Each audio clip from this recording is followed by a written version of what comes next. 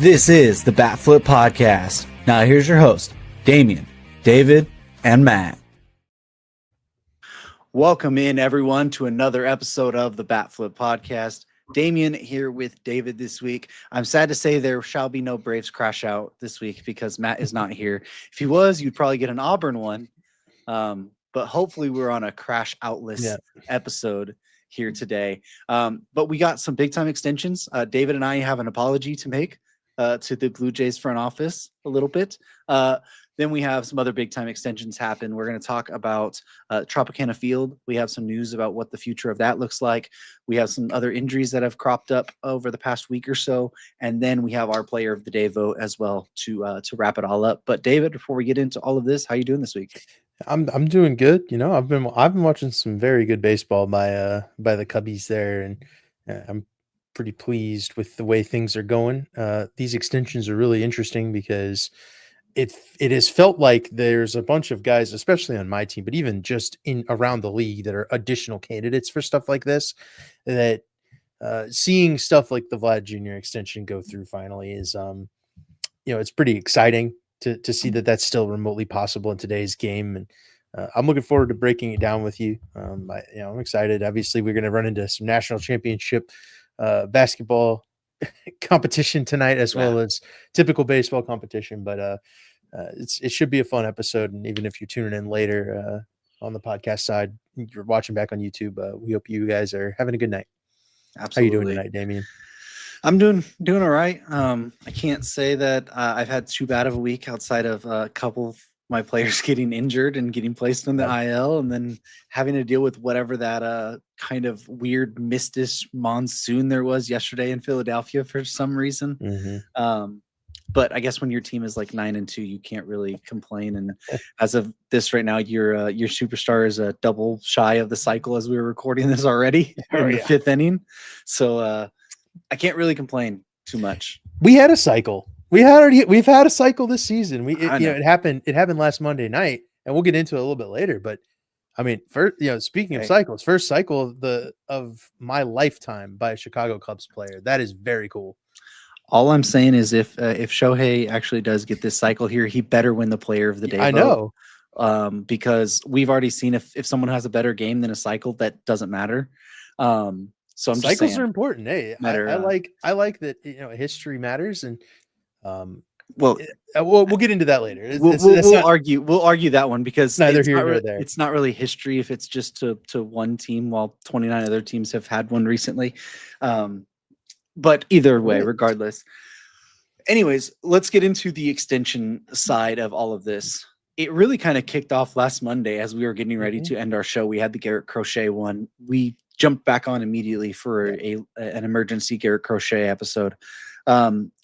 But the big one happened late last night as I was actually getting into bed. I knew this was getting ready to happen.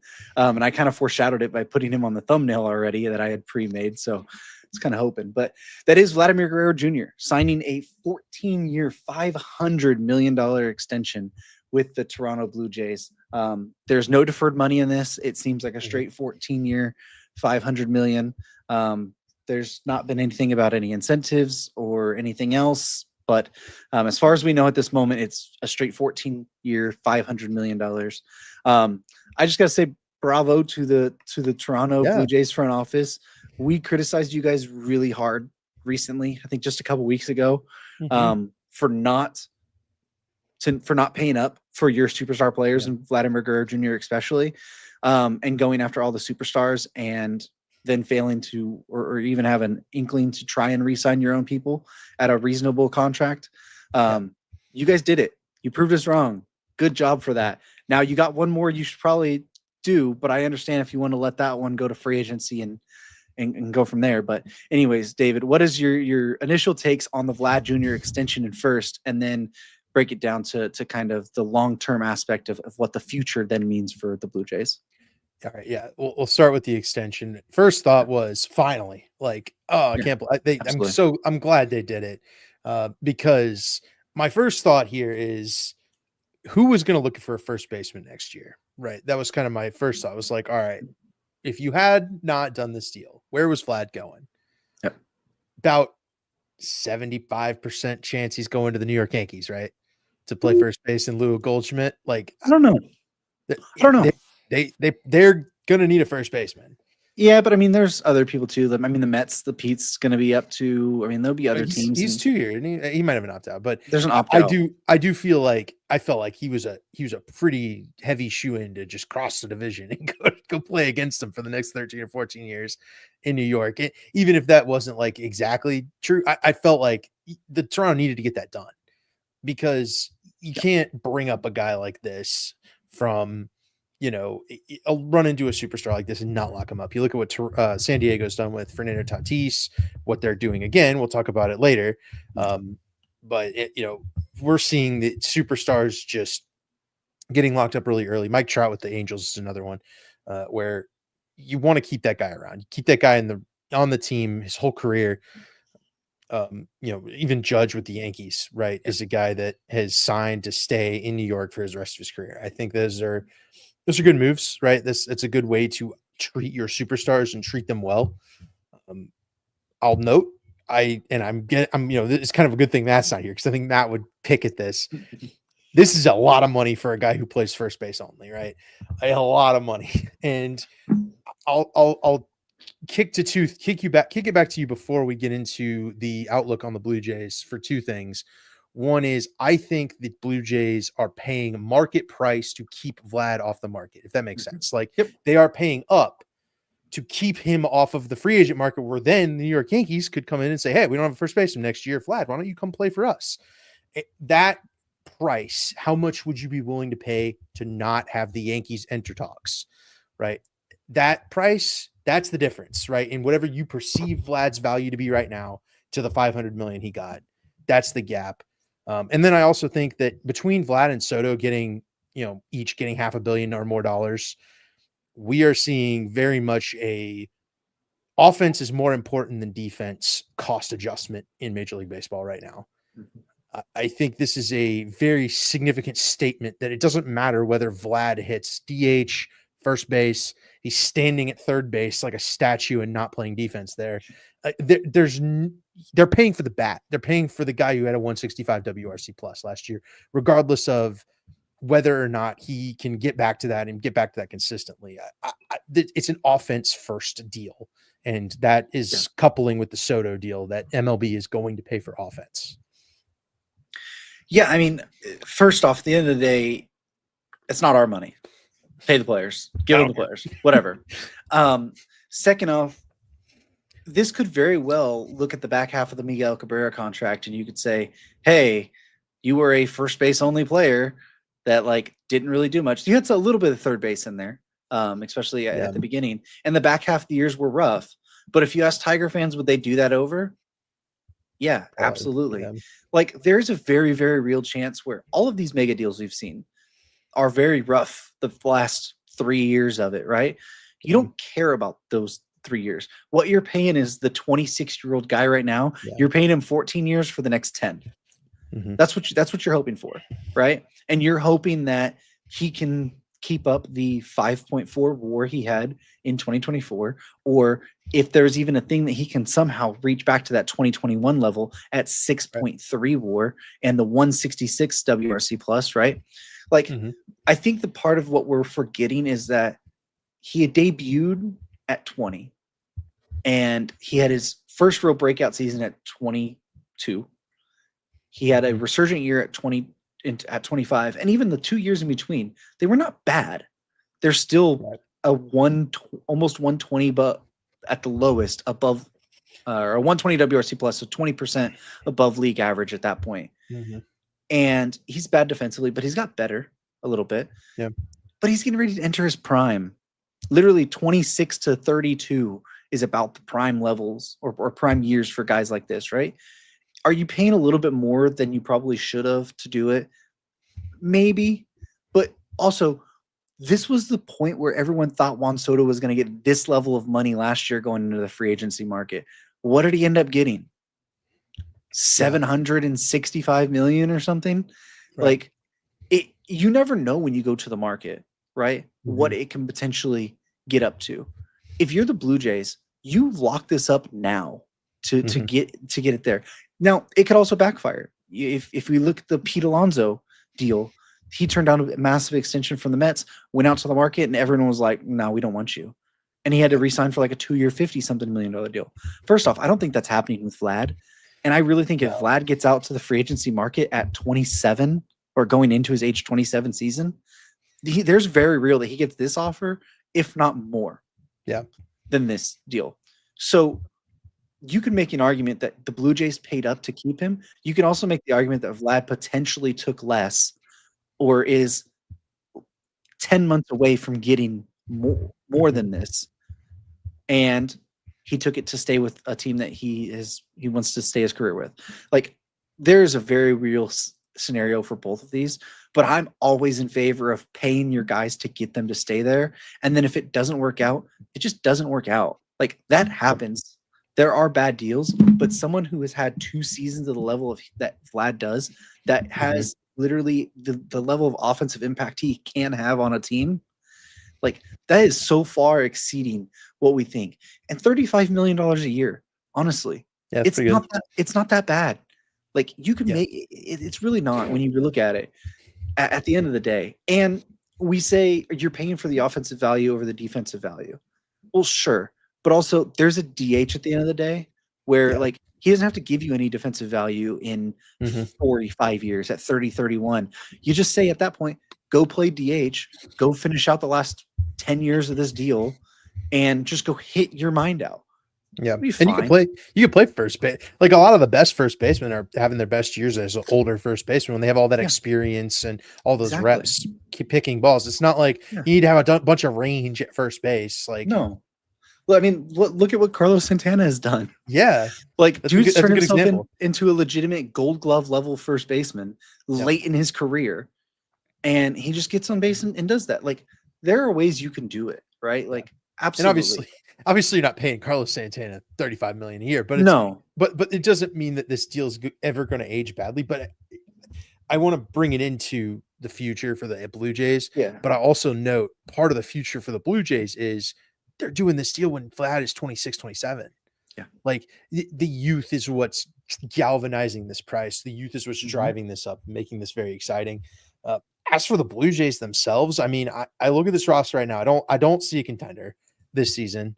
But they have been very aggressive in free agency. They obviously pulled in Santander. I think he'll be pretty good.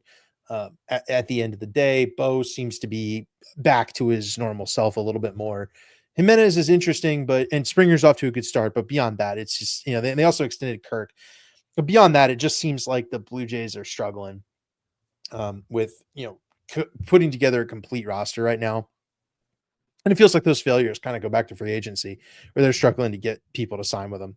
And the only guys that they got were Santander and Jeff Hoffman.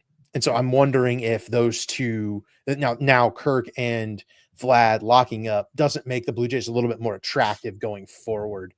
And I think they might even still sell at this deadline, right? They might even still try to restock the prospect system, get younger, especially in the rotation where you've got Bassett, who's pitching really well. He was on a couple of our player of the day polls this week. Gossman is a free agent in 2 years, but he's 34.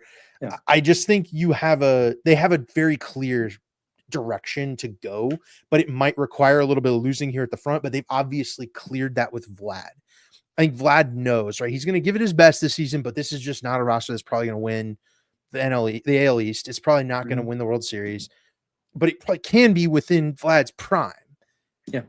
So they need to target 2 to 3 years down the road, probably trade those starting pitchers for starting pitching is going to be crazy this year. I mean, middling starting pitchers with injury problems are getting top 100 picks or top 100 prospects right now. Like, Gossman will fetch you at least one, probably 2 top 100 prospects at the deadline, even with the contract. You can just eat it, as much of it as you can to get the return up. Like, the path is clear, right? Bank that cash, right? Save as much as you can, but get as good of prospects as you can just to supplant Vlad, and then go out here and develop the heck out of some starting pitching and probably sign a big one that comes on the market. That'd probably be my thing. Like Dylan Cease, maybe, and try to grab the first 2 good years of Dylan Cease coming off of this and compile all that together. But it's going to be all about development for the Blue Jays because they do not have a good farm system right now. Yeah. So they got to figure out a way forward from that. I don't even think it's about development, honestly, because they don't have a good farm system, and developing a good farm system takes some years. It's not something you can do overnight, right? Now, I think there's one thing that we can say, which you kind of hinted at there, which is they do have a lot of money coming off the books in the next year to 2 years, right? Gossman, after this year, one year at 23 million. Bassett off the books this year. Barrios has a club option or a player option in 2 years. You have Scherzer's contract off the books this year. That's just starting pitching, and you're looking at 22 plus 23 plus 15 and a half. That's a ton of money that's coming off your books just within the next 2 years on the starting pitching market. And that's a potential for 19 to 24 million with Barrios's deal, right? Then you look off Chad Green's 10 and a half is up after this year. Then you have Springer. One more Springer's year going to be up after next year. Let me get there. Yeah, Yimi Garcia after this year. Then you go to your infield, Bo Bichette, $17 million off after this year. Then you get to the outfield. You have Springer. There you go. After next year. You have Varsho, he has an ARB4 technically, but you can decline non-tender him this offseason, and that's another $8 million on your books at that point. And then you got Miles Straw 7.4 for next year, and then you have a club option at that, which you probably take. Like, there's close to $100 million, if not more of that, coming off your books in the next 2 years, depending on some of this other stuff here. They have a ton of money to still go play around with here to put to people. And the Rogers Center Group, they are probably the wealthiest ownership group in Major League Baseball. Honestly, like they have all the money in the world, basically. So they can afford to do whatever they want moving forward. This does not hinder them at all. And I think it's very much possible that they say, hey, Vlad, like, we're going to give it the run, but we're locking you up long term so that this helps us in the grand scheme of it, right? Because had Vlad been signed long term, I bet there's a realistic option that you get somebody of the big names you've been in the last couple of years. There's a potential for Shohei. There's a potential for Juan Soto. There's a potential that maybe a Corbin Burns or a Matt Chapman comes back, or somebody wants to come back to your team. But when you don't have a future locked up and you weren't willing to re-sign those guys at that moment, it's kind of set you back. Now you have your future set forward. What are you going to do with this?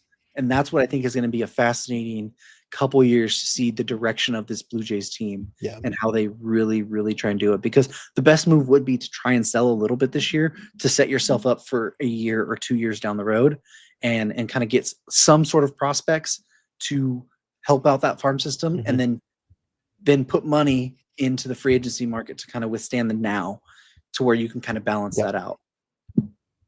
So it's going to be something fascinating to see. But let's go from one team locking up their young superstar to another team that is locking up their young superstar. And this one I don't like as much because it's the NL West. And that is the San Diego Padres locking up young superstar center fielder Jackson Merrill on a 9-year, $135 million deal that includes $10 million of signing bonus there. But locks Merrill up, buys out his last pre-arb year. This deal starts next season, by the way. His last pre-arb year and his 3 arb years, so it buys out 5 years of free agency before club option in 2035 at the age of 32.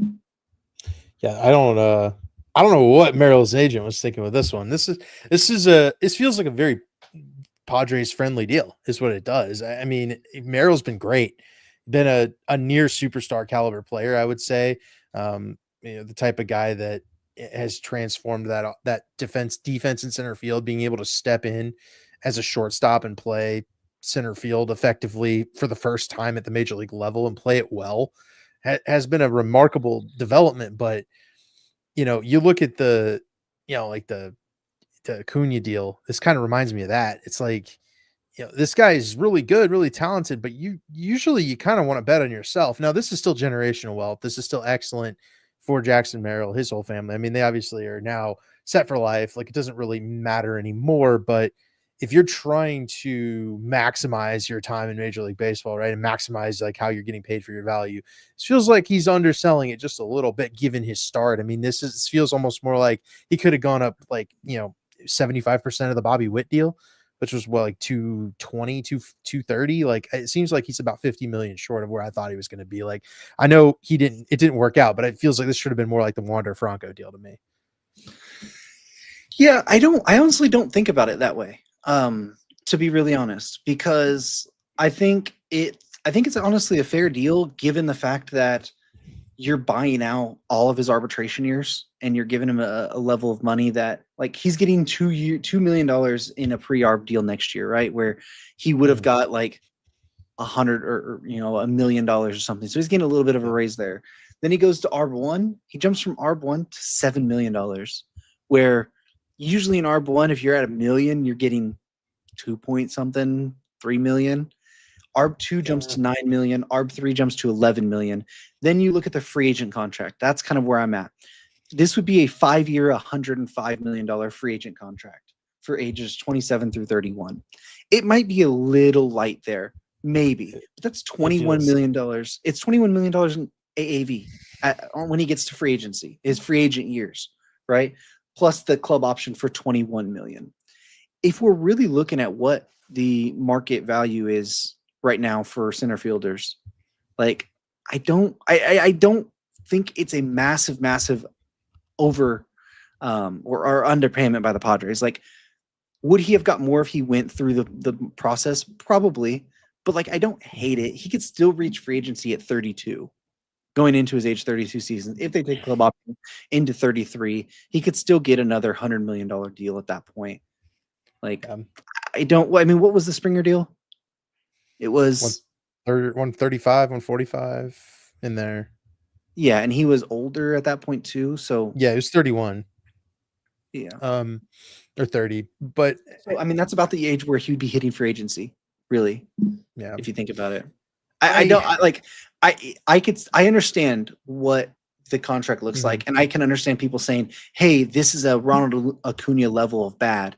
I don't think it's that bad, to be honest. I think that it's definitely something that you can argue he could have got or should have got a little bit more, but I also don't hate it from the fact of like, hey, I'm locking in more money in the next 4 years than I actually would have. So it's like those typical deals. Do you sacrifice a little bit money later to get more money now than you would have in the next 4 years? Because I don't think in 2028 he would have been getting $9 million in ARB 2. And in ARB 3, there's a potential that he gets 11 million. I believe the record for ARB 1 was set by Chris Bryant, and I believe he got 18 million. So you could, and Jackson Merrill is on a pace very similar to Chris Bryant, where the rookie of the year season was excellent. He's got a 202 WRC plus this season. He's played 166 total major league games. He's got 6 WAR. Like, I think we're almost underselling. I said he's almost a superstar. Jackson Merrill might be a superstar. And what we're seeing, like Bobby Witt Jr.'s deal, right? That seems like the superstar caliber player that's not hit ARB yet. Where he's a 280, I think was Bobby's deal. Or was it 230? It was 280, 287 for Bobby. I'll look it up. So my thought here is not that Merrill couldn't get the ARB raise, right? And taking the locked in money. I think that's 288. I think Merrill's mistake here is letting them buy out so many years of free agency, where we're seeing what guys are hitting free agency at 26, 27 and getting 500 some odd million. Like, I think he could have maybe bought out 1 year of free agency and this be like an 80 or $90 million extension. And then I feel pretty good about it because not only is he locking in a very sizable chunk, but he's also leaving it open for, a much greater earning set as a superstar player, where he could set the market. Right. And that's a lot of that is, it's baseball, like players union stuff where you're trying to set the market. Like Vlad Jr. is effectively, Pete Alonso made a comment about it today, like setting a market for the first base position, raising the bar for teams to be able to pay for the players and stuff. And that's what we want. We should want as fans, because that creates more superstar players, because people are going to work harder for the money, and it cascades up. And obviously it it should work out. But yeah, I'm not going to criticize Jackson Merrill for taking $135 million. That's a great deal for him, man. Good for him. But I do think when I look at the player that Jackson Merrill is right now, I think he's worth a lot more than $135 million. And that seems like something that I think they could have asked for more out of the Padres for this exact number of years is my thing, right? I think they could have gotten the same number of years and gotten $50 million more. And we all would have been like, yeah, that's about right. Felt good about it. I just think that he's underpaid for what he asked for, where maybe if it was 6 years, I'd feel a little stronger about this deal being good for kind of more of a both sides thing. Whereas now I feel like Merrill's a little underpaid. That's fair. We should also mention that there is the club option can become a player option if he finishes top 5 in MVP. The 2035 option the 2035 option also escalates $1 million for each top 10 MVP finish, and all salaries remaining increase $1 million each time 500 plate appearances is reached. So, if he reaches 500 plate appearances this year, each salary starting next year would go from $2 million to $3 million, $7 million to $8 million, $9 million to $10 million. It would basically go up from that. So all of those free agency years would then reach from 21 to 22. So there is still potential for him to get an extra, depending on when he hits those. If he hits it every year, it would be an extra $9 million. No, it'd be more than that technically because you add it on to every year as well. So there's an option to get close to 30, 40-ish extra million just by hitting the extra plate appearances because it doubles each year. And if you keep doing that. So there's potential for more money in there. You just have to be on the field. But anyway. All right, let's stay in the NL West and go to another extension of a guy who just haunts the Dodgers every time, and that is Ketel Marte getting a much-deserved 6-year, $116 million contract extension. This one starts 1, 2, 3, 4, 5. It actually starts this season. So they basically wiped out his 2025 salary. It starts this year. There is a 7th year with a player option for 2031. He'll be 37 at that point for $11 million. But this also gives him a 5-team no trade, which he also reaches 10-5 rights this year. So not like that's a big deal. There's MVP escalators and plate appearances escalators in there as well to kind of raise it up some. But if we were looking at the extensions and I said I think someone was underpaid out of these, I think it's this one. I think this one is probably the one where I'm like, you could have got a heck of a lot more money. Yeah, he's underpaid. The problem for Marte is he was under contract already when he had a couple more years before free agency anyway. 2028. Yeah, so he had 3 more years before free agency. He would have been 34 hitting free agency at that point. At that point, right, being able to get this raise on top of the previous deal that he got is a good move for him, obviously, because you're not going to pay $116 million for a guy who's 34 at this point, I don't think. Even if it's a guy this good, right? He's my dark horse MVP pick. Like, this is a MVP caliber player. MVP escalators in this deal are very much on the table. He's coming off a 36 home run season. He's hitting 346 right now with a 469 OBP. He's walked 19% of the time this year. Like, they're not pitching to him. Yeah, he is. He's hurt in hamstring injury. I guess we didn't mention that one, but he'll be back soon. He has chronic hamstring injuries. A phenomenal. I will say that. Yeah. So and that's I think why he's never. Yeah, that's why he's never gotten, I think, the big mega deal that we've seen from a lot of guys where, the fact that he has missed time, but he also, it seems like he misses about 20 games a year kind of on the regular. He's really only had 2 seasons where he got over 140 games. Even then, he didn't play all 162. It just seems like he needs some time. That's fine. I don't think there's anything wrong with being very set in stone with your schedule there and missing a little bit of time here and there. But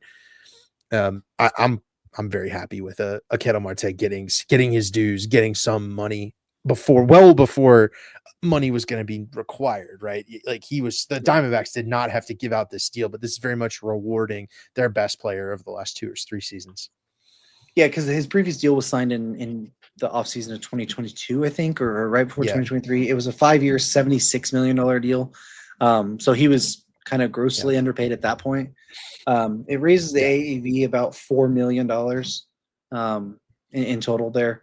So I think it's a great deal. Arizona has done a good job locking people up. They just signed Corbin Burns. You have the question marks of Zach Gallen moving forward, but you lock up your second baseman that has been one of the heart and souls of your team. Has been there for a long time now. People don't realize how long he's actually been there. I mean, he was a part of that trade back in the offseason of 2016 into 2017. Like, he's been there for like 8 years now, which is crazy to think of because I remember him in Seattle not being that great, but he has turned himself into a superstar, and that's great to see. He is someone who has had that research or that breakout kind of, I wouldn't say later, because he really had some good seasons in 2019, 2021, but I feel like the past couple years he's really elevated himself to a stalwart, and it keeps their future locked down with Corbin Carroll. Now you have Ketel Marte.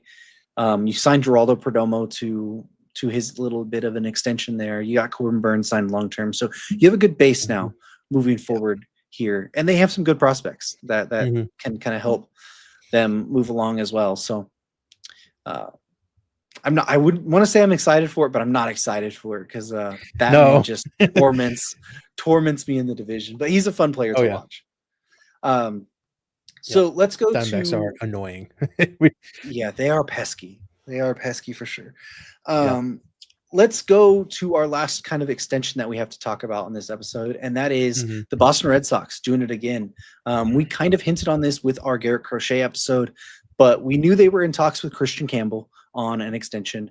They ended up signing him to an 8-year, $60 million extension that has 2 club options that can bring the deal to 10 years, $100 million. So obviously this is Campbell, who had just made his major league debut at this point. It was signed last Wednesday. You don't know what he's going to be. These types of deals can either work or they could look really bad in a year or two. Ask the Mariners about Evan White. That is a deal that happened that turned really bad. But like, again, I'm all for paying these guys early on, getting them some more value with state, right? And honestly, this is even better than the Amarillo one because they buy out literally all 6 of his pre-arb and arb years and only 2 years of his regular free agency before the club options.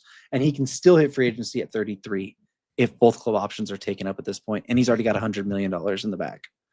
Yep.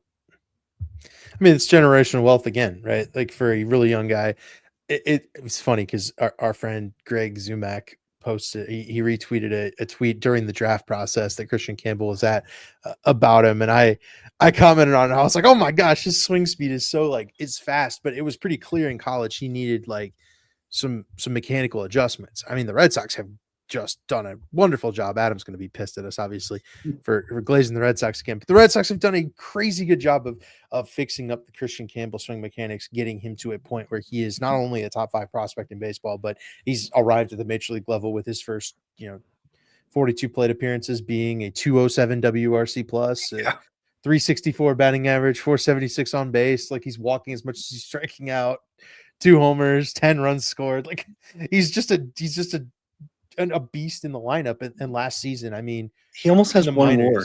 Yeah, in 10 games. He's flying up the. I mean, last year in the minors, he had a 180 WRC plus, 330 batting average, 439 on base, 558 slug, 20 homers, 24 steals in the minors over 115 games. Like, that's like a 40-40 season pace. Like, if you play the major league pace there. So, and that was between 3 different levels. He started last year at high A and got to AA and AAA. Like, it's not like he did this all in high A last year. Like, that's 3 different levels, which those are big jumps. Yep.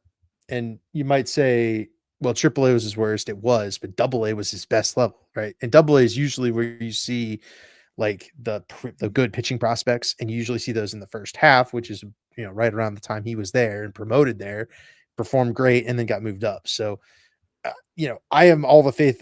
I was looking at the prospect rankings this year. Like, if you don't have Campbell as number 1 or number 2 as your prospects, like, it's him, Roman Anthony, and Roki Sasaki. Those are my 3 like guys that I'd consider for top prospect. Rocky's going to graduate immediately. Campbell's about to graduate too, but like he was giving Roman Anthony a run for his money at 1, in my opinion. Like the numbers are insane for this guy, and he's backing it up already. And now he's getting paid, and that's fantastic for him. That's obviously what you want to see. The Red Sox front office we praise them because they've done a lot of really good work of late. And Craig Breslow has come over there and he's done, it feels like a lot, like everything right. Like it's really hard to criticize a lot of stuff they've been doing because I mean, just since Shane Bloom got, we'll call him unceremoniously booted for Craig Breslow, it's really working out well for the Red Sox right now. Yeah. And it's funny enough, like it's not directly happening, but there's a world where Christian Campbell's breakout and him playing could actually delay Roman Anthony a little bit because they've started having Campbell play center field, which is funny enough. Willie Abreu's having his breakout season. Yeah. Like it's continuing. He's looked great so far. And you still have Jarren Duran. Like, and then you don't really have a DH spot because you have Devers with Cassis and Bregman. It's like obviously Campbell can play second, but they still have Rafaela too, who they want to play every day. And they're kind of like with David Hamilton too. It's funny right now. Like Campbell might be holding up at some point Roman Anthony for a little bit, which is hilarious to say because they are 2 top 5 prospects basically. Yeah. But yeah, I mean Campbell's looked great. He has looked phenomenal so far this year. I think we were all pretty encouraged by what we saw in spring training. We thought he was going to make an immediate impact. The Red Sox were claiming all offseason, like, we want to find some way to get this guy in. And it's kind of the reason why they wanted Alex Bregman to play third base because they were like, we have this kid who's like really good. We don't really have a spot for him in the outfield long term. We kind of need him to play second base. And it ended up working out. They got him to play second base, and now he's playing outfield. But yeah, this is a fair deal in my opinion. Like I don't hate this deal. At the end, you're gonna look, hey, it could be a little bit like with 10 years, 100 million. He's not reaching free agency till 33, but he's already 23, getting up to the majors. Like he was gonna hit free agency at 29 anyways. And what's the deal you get at that point? I mean, you could get some big money, but you're gonna reach another 100, 150 million ish. Like at this point, you would have played out that process. You really need about another $100 million deal at that point to kind of break even, in my opinion. So I don't mind this deal at all for the Red Sox and then for Campbell either. So. No, it's a good deal. Okay, so let's stay in the AL East now and let's talk about Tropicana Field. Because we have had a lot of different back and forth on this show about Tropicana Field, what the Rays ownership should do, what the city's been doing. Like there's been a bunch of back and forth that we don't really know, but we do know the Rays have pulled out of the new stadium deal that was set to give them a new stadium at 2028. That deal is effectively dead. That is not happening anymore. The Rays or the city of Tampa is, or St. Petersburg is owed to the Rays to fix Tropicana Field, basically.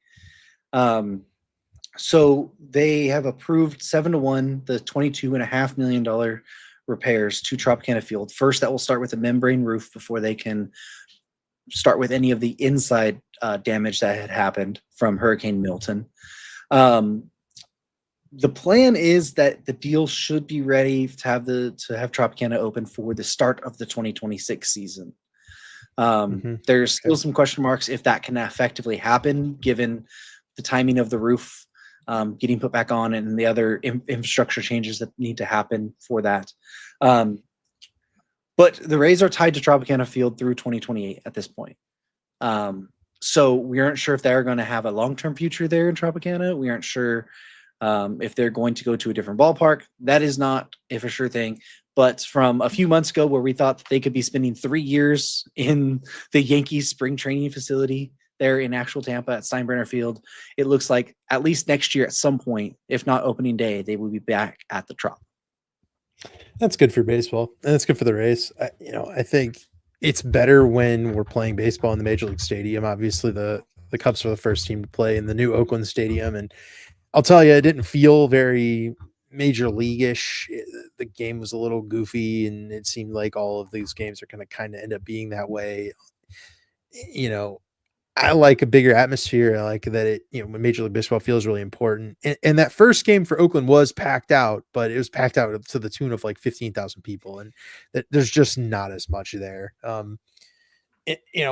look forward to it feels like the way that things are going is that if the city and the team have been like, well, if we're going to fix the Trop, we might as well just stay there, which seems like a really obvious thing, right? They make some obvious improvements. They renovate the place a little bit, take advantage of this where you've got an existing ballpark. You can maybe make some renovations and make some changes, and then look at, push the move new stadium stuff down the road a little bit, since, this is kind of an unfortunate thing. Obviously the natural disaster, not something we ever want to see, but you can kind of take advantage of this, and you've got an existing ballpark that needs some uplifting.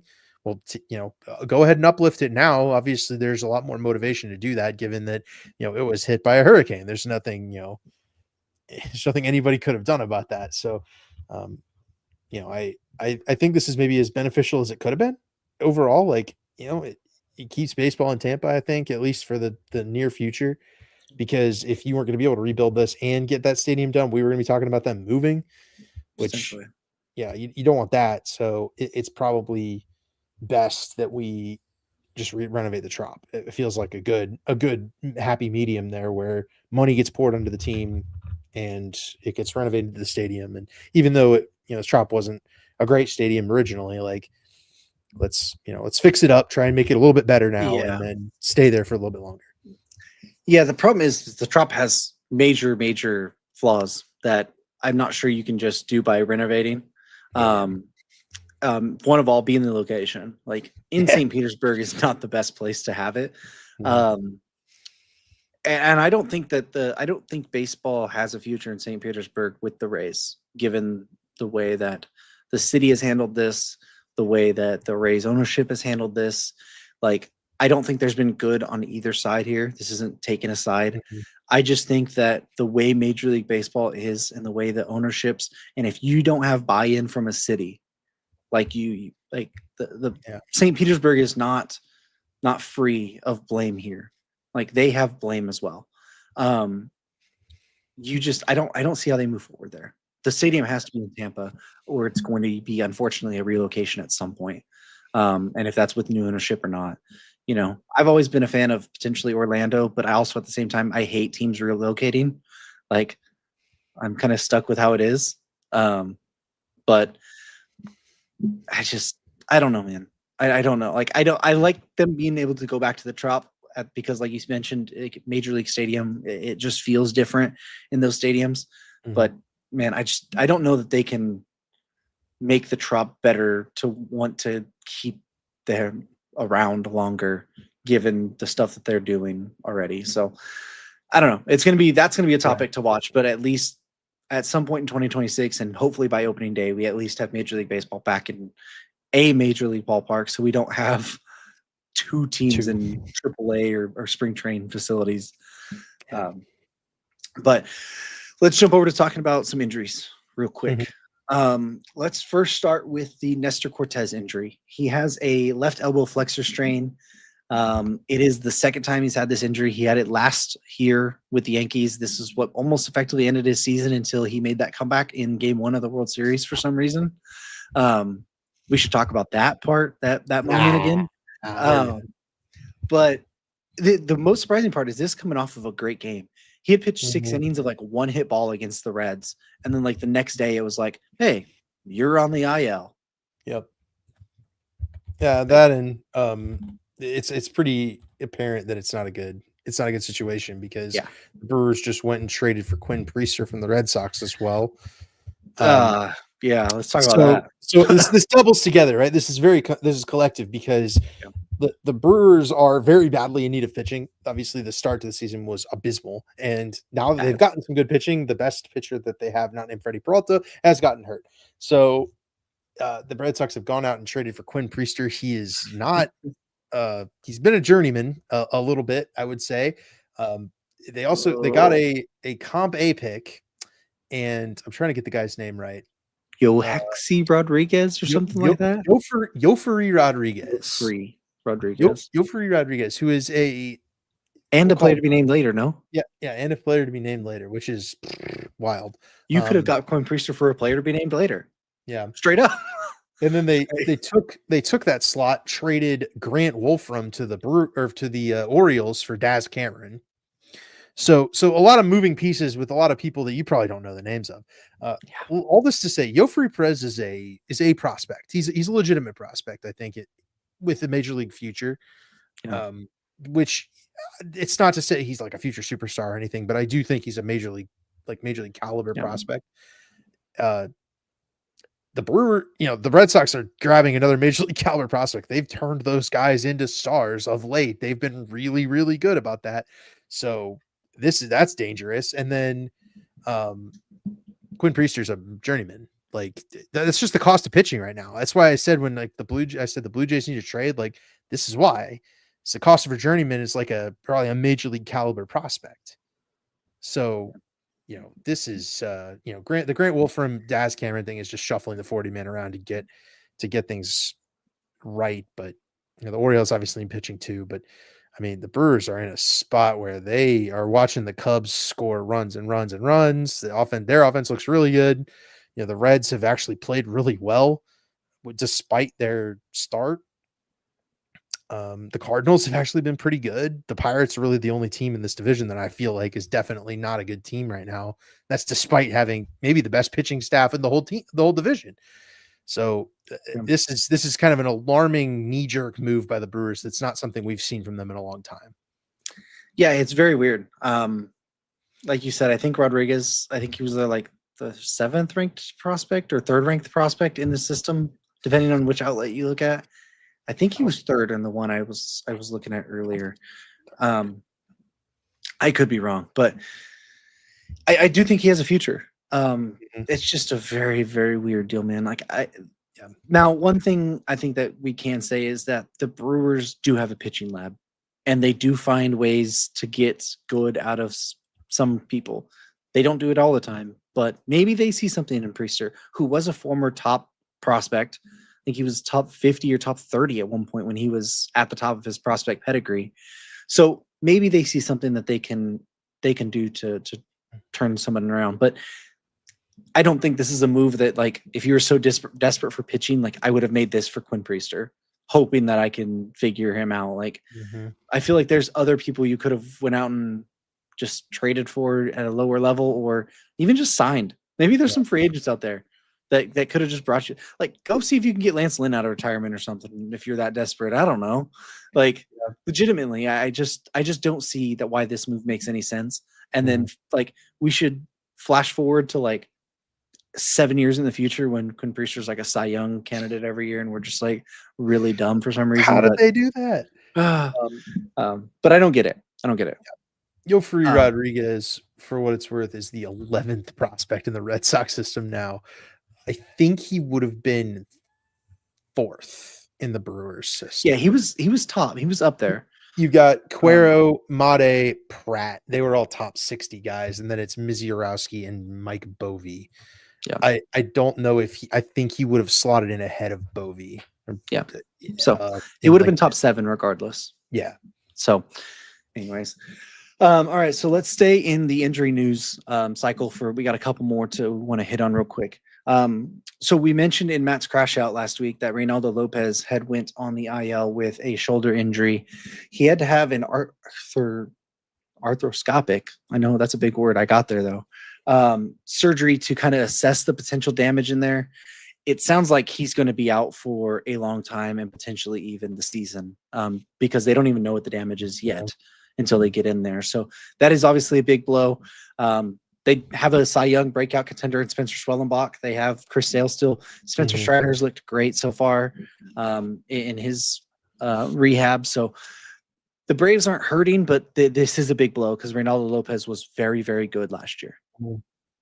Yeah, and they're 1-8. I mean, this isn't obviously the entire start that the Braves were looking for, but this is just more evidence, into the feature that it's this is a problem. This team is kind of in trouble, and we've said over the course of this whole time of predicting the season and stuff, the Braves are a good team. Like, it's probably going to right itself, but it's Mhm. hard to do that when one of your best pitchers is out with an injury again. Yeah, I always said, can you weather the storm? You Mhm. needed to weather the storm until you got Sean Murphy back, who was activated, by the way. Sean Murphy was activated from the IL. Until you got Ronald Acuna Jr., until you got Spencer Strider back. Can you weather the storm until you got there? At this moment, they're not weathering the storm very well. We need to see some sort of a turnaround quick. Yep. And I mean, Strider looks like he's probably a couple weeks away. He's through, I think, 5 innings. I know he's going to make another one in the next week or next couple days. I think he's supposed to make another one. And then I think he has one more after that at least. So I'd say he's probably 2 weeks away. But you also have the Profar suspension. You have when is Acuna coming back? There's a bunch of question marks there. But we need to see a little bit of turnaround from the Braves soon if they want any chance at being able to salvage, a wild card shot, or even if the division at this point. But all right, so let's stay with injuries. Let's go over to the Los Angeles Dodgers now, where we have Freddie Freeman, who last Sunday decided he needed to slip in his guest bathroom shower with his surgically repaired ankle and hurt it. He was on track to play on Friday when they got to Philadelphia, and then the team decided, or he wanted to play Wednesday. The team said, hey, give it an extra day, travel day on Thursday. We'll get to Philadelphia on Friday, and you'll be all good. And he's like, I don't like it, but fine. Then they get through Wednesday, and they say, oh, hey, by the way, you're not flying to Philadelphia with this because we think that flying is going to put inflammation into your ankle. So you're going on the IL. Like, that's literally how that went. So Freddie's going to be out. Seems like he's going to be able to come back right after when his 10 days are up. But the bigger one was Blake Snell, who couldn't complete his bullpen session in Philadelphia because of left shoulder inflammation. Says he's been pitching through it for the last couple weeks, like last 2 to 3 weeks, basically since opening day. He's been trying to pitch through it. Said it got so bad where he couldn't finish his bullpen there. MRI did show no structural damage. Seems like it's going to be a shorter term issue, but he is going to get double checked with Neil Elitroch tomorrow, who is the doctor, the Dodgers team doctor. He's actually with them in Washington right now to go from there, and he might get some sort of injection there as well. So right before we get to the injury stuff too, I wanted to also mention that they did trade for Esteury Ruiz this past week. Oh yeah. Stolen base leader in the AL 2 years ago. At this point, he was DFA'd by the A's. Dodgers traded for him for a minor league relief pitcher arm. He's down at AAA, I believe, at this moment. But still, just wanted to mention that while we're in this whole group of the Dodger stuff. Fascinating. Yeah. So, you mentioned the Braves weathering the storm. The Dodgers can weather the storm. This is a team that's super, super freaking good.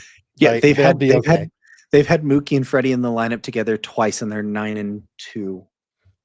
Yeah, they'll be all right. I mean, there's almost no impact to the season. Like, there's so much. Now if you start losing like 4 or 5 of those starting pitching arms, like, all right, we can start talking about impact. But Blake Snell was just the primary addition to the rotation last season. But I mean, you got Roki Sasaki in there. You've got healthy Yamamoto. It's just Otani's going to come back into the rotation here at some point. Like Glass now, it's fine. They're fine. Yeah. They'll be okay. Be good. All right. One other thing before we jump to player of the day voting real quick is that we should mention that the Rockies have called up Zach Veen to play one of the corner outfield spots. It might make a little bit more sense of why they traded Nolan Jones away. I don't say it makes complete sense. I just said it makes a little bit more sense. Veen looked great in spring training. He's looked good so far in the minor leagues. He was a previous top level prospect, power speed combo.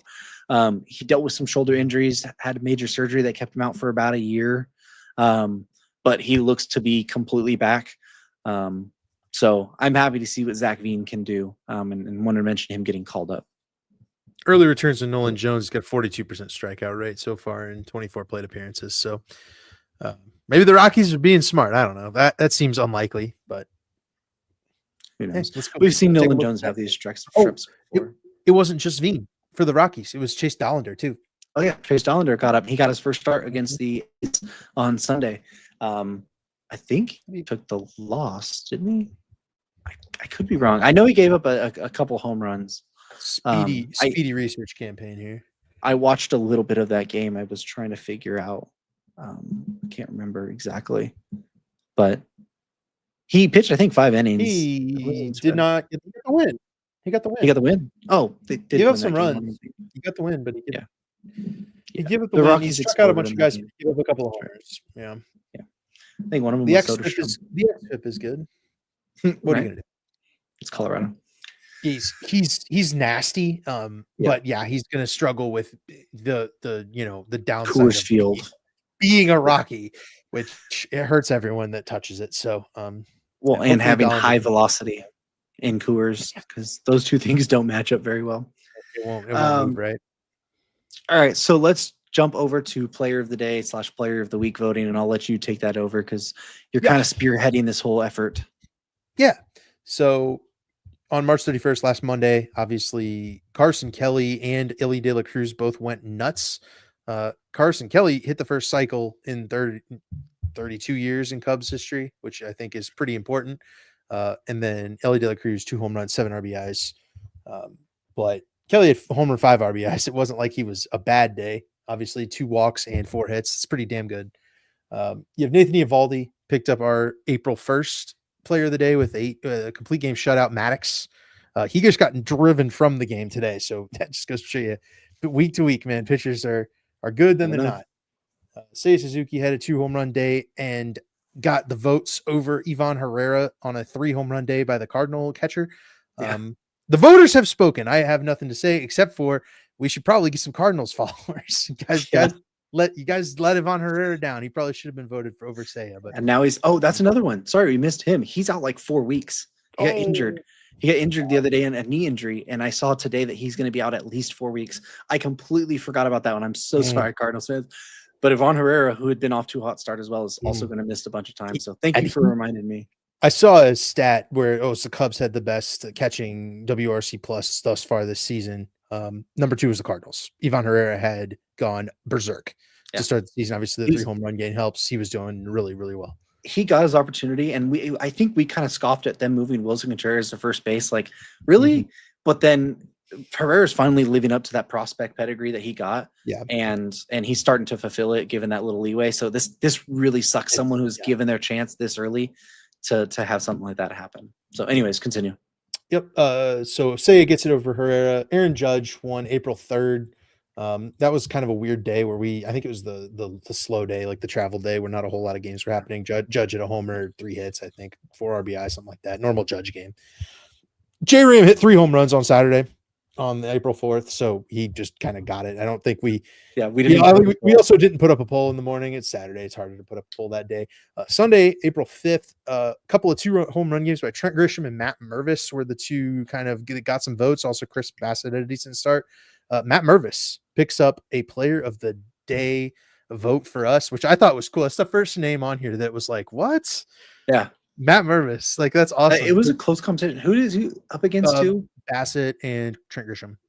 I think, Grisham was the other one that was like, really? Yep. It was a wild day. I love that. That's kind of why I'm excited to do these little polls. And then today, Teoscar Hernandez, 2 home runs yesterday, took home 5 RBIs. 5 RBI, took home the player of the day voting. So player of the week is interesting because we obviously gave it to Aaron Judge last week. I'm thinking that it's J-Ram this week since he got the uncontested win, and we kind of gave it to the uncontested win last week, and J-Ram just deserves all of the credit in the world. Yeah. It'd be him or Eovaldi for me for the Maddox, but what do you think?